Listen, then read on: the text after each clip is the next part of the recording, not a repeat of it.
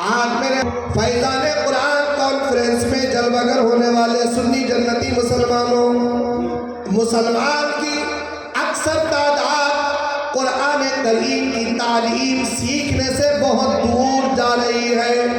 بہت کم ایسے لوگ ہوتے ہیں جو قرآن کو پڑھنے کی فکر میں لگے رہتے ہیں اور قرآن سیکھتے ہیں اور دوسروں کو سکھاتے ہیں۔ میرے عزیز ساتھیوں، اللہ تبارک و تعالی نے تقریباً 18,000 مخلوقات میں سے انسان کو سب سے افضل بنایا ہے، سب سے اعلیٰ بنایا ہے۔ میرے عزیز ساتھیوں، انسان اللہ کی 18,000 مخلوقات میں سب سے افضل ہے۔ یہ انسان جناتوں سے افضل ہے، یہ فرشتوں سے افضل ہے، یہ حور و غلمان سے افضل ہے، یہ درختوں سے افضل ہے۔ میرے عزیز ساتھیوں، بڑے بڑے جانور جو زمانے میں نرالے کام کرتے ہیں ان سے افضل ہے۔ میرے عزیز ساتھیوں، ساری مخلوق میں سب سے افضل اللہ نے انسان کو بنایا ہے۔ اب اللہ تبارک و تعالیٰ کے رسول جناب محمد عربی صلی اللہ علیہ وسلم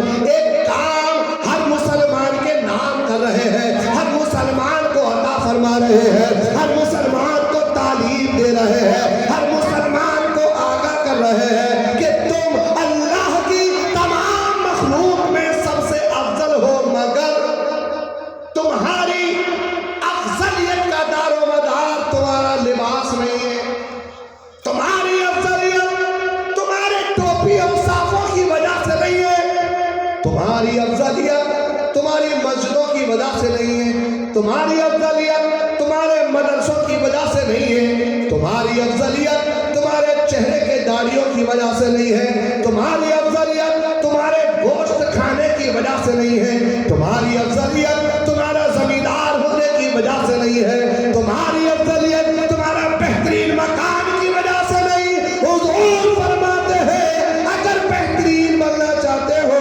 خیرکم من تعلم القرآن وعلمہ، حضور فرماتے ہیں تم میں بہترین وہ ہے جو قرآن سیکھے اور دوسروں کو سکھا دے۔ بہترین کون ہے؟ جو قرآن سیکھے اور دوسروں کو سکھائے۔ اب دوسروں کو وہی سکھائے گا جو سیکھے گا، جس کو معلوم ہو، جس کو علم قرآن کا پتہ ہو، جس کو قرآن یاد ہو۔ میرے عزیز ساتھیوں، آج قرآن سے اتنا دور اور اس دور ہونے کی وجہ بہت ساری ہے۔ کچھ تو لوگ خود دور ہو گئے اور کچھ لوگوں نے دور کر دیا، یہ حقیقت ہے۔